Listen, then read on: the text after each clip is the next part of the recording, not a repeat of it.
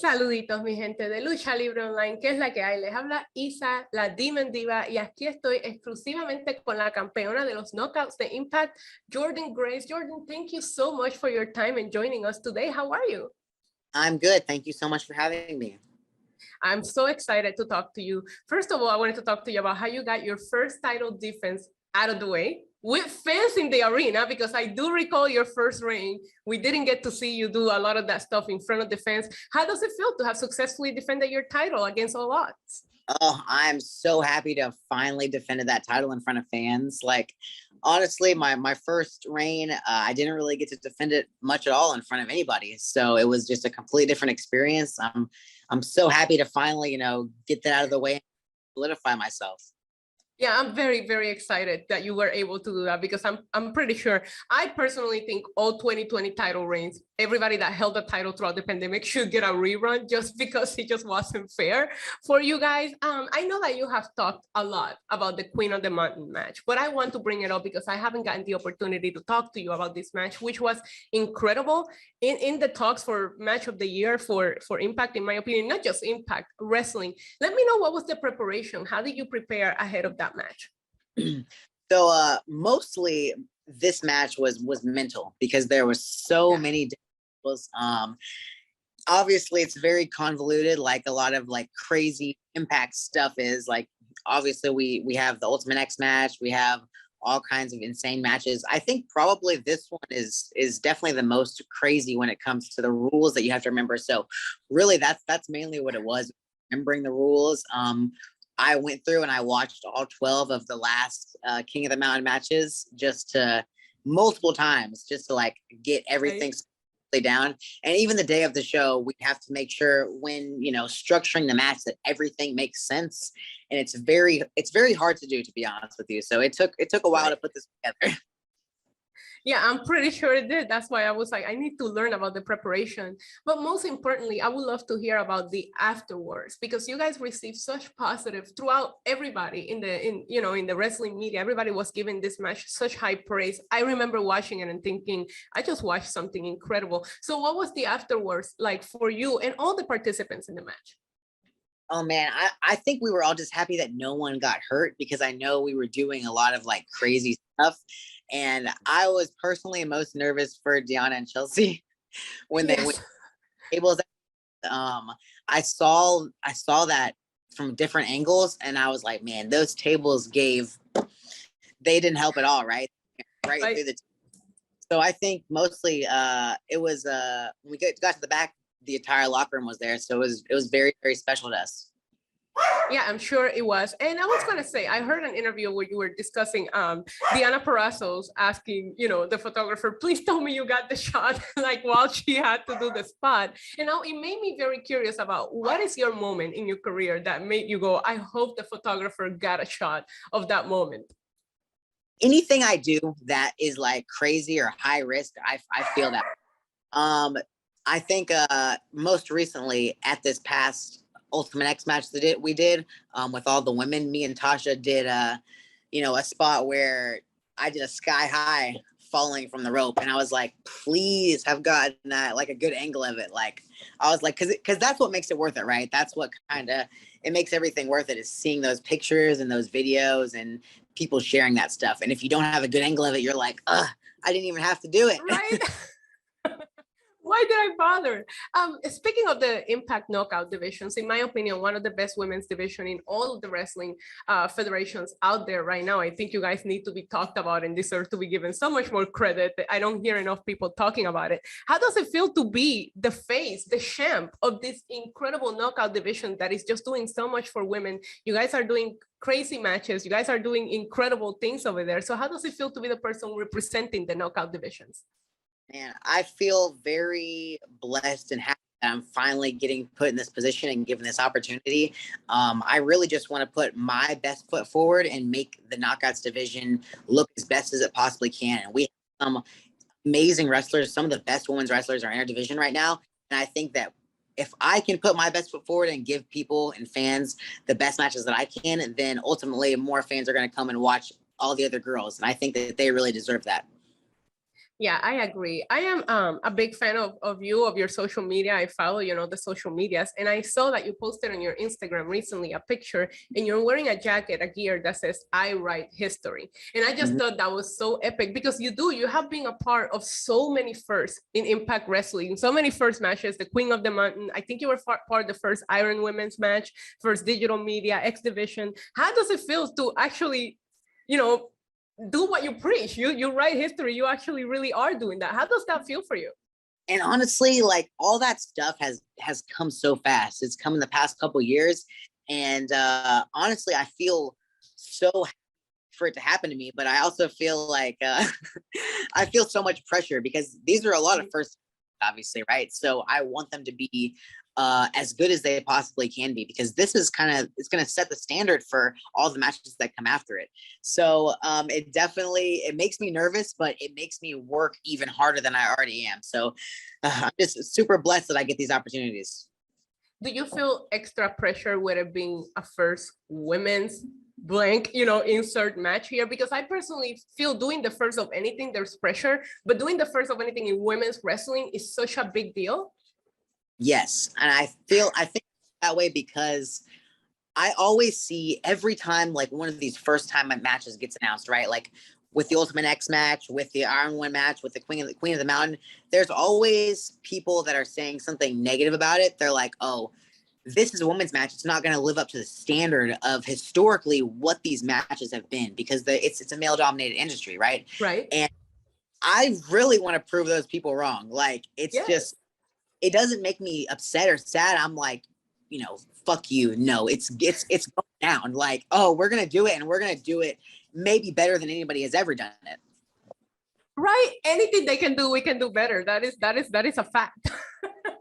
Exactly. And how do you want? Yes.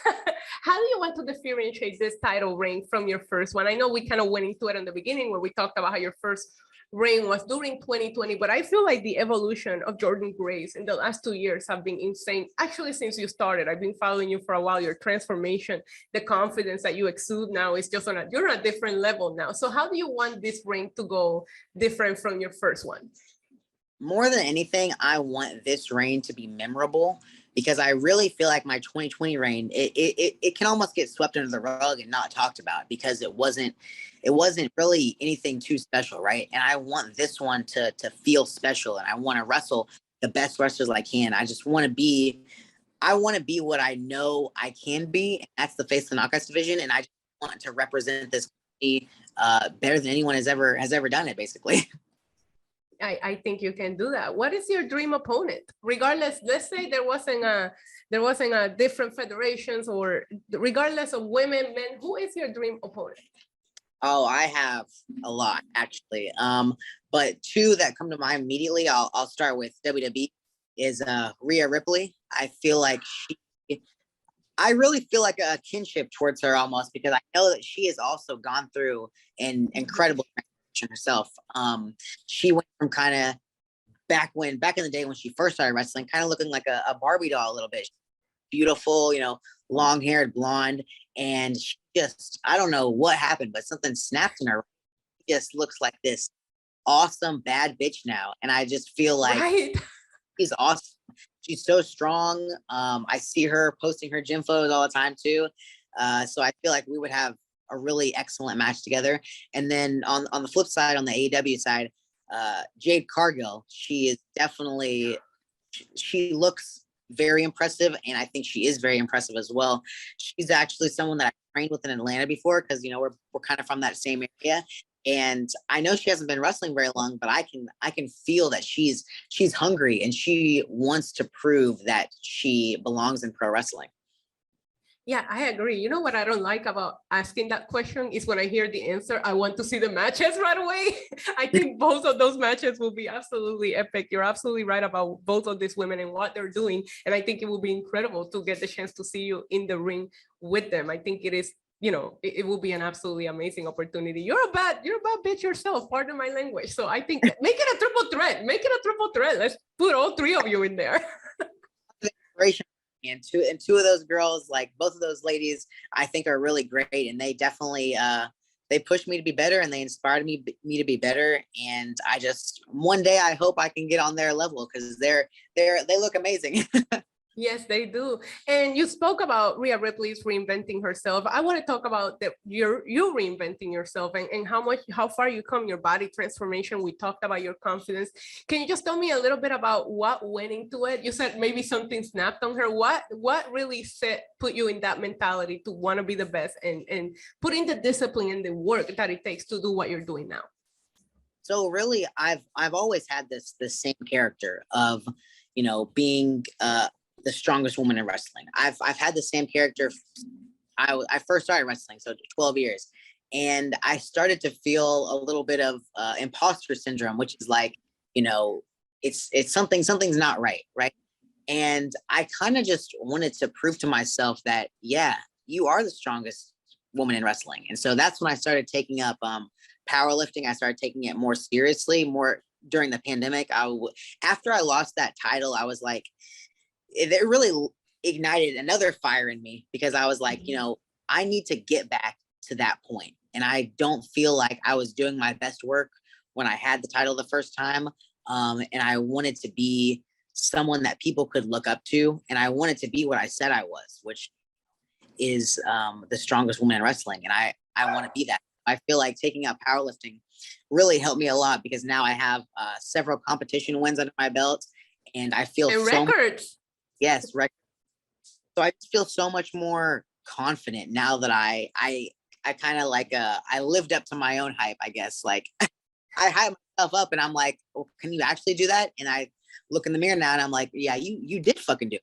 So oh, I love that, because I always feel like we can be our own worst critics. Why can't we be our own hype woman and like kind of get us out there? I think you are so inspirational. Let me ask you something. When it comes to putting the work that you're putting, what is more difficult? Is it the diet, or is it the working out?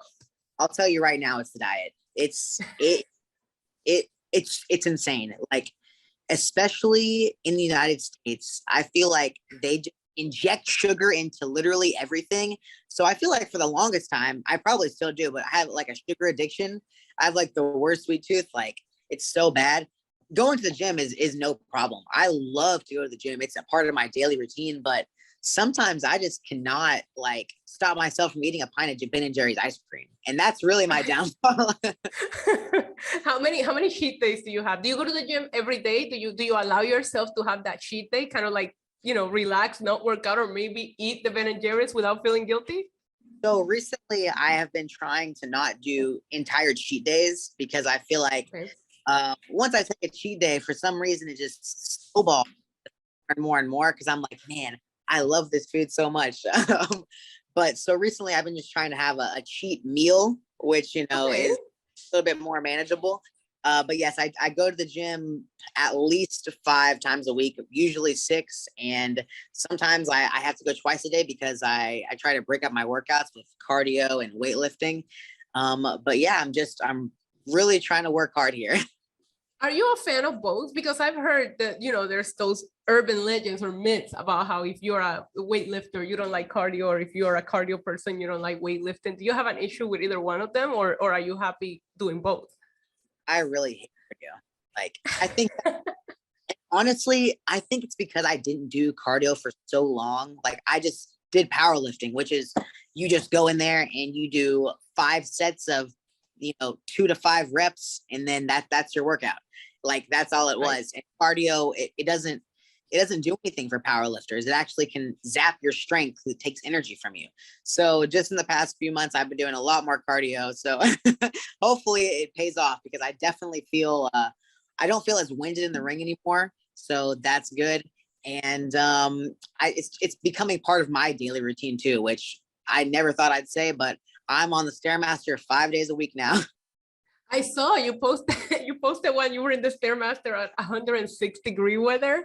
Girl, props to you. I go to the gym every day, and I look at the Stairmaster and I avoid it at all costs. But you know what? What's funny is once you start seeing those results that things like this give you, like the Stairmaster, it just kind of like, well, now I got to do it, because my legs have never looked better. And I look in the mirror, I'm like, man, that Stairmaster has been killing it lately. Look, I'm gonna start going to the Stairmaster, and then I'm gonna tweet you, and I'm gonna let you know how I'm doing with it. Let me know what is next for you now as knockout champion. What's your next match? What's going on with you in your future now? So I'm not 100% sure my next matches, but I know that there are a few first time ever matches in Impact, actually, with against the other ladies. I would be wrestling, if it happens, Mickie James for the first time. Shaw, Masha Slamovich. I think those are the three. But yeah, I'm really excited and looking forward to wrestling all three of them for the first time.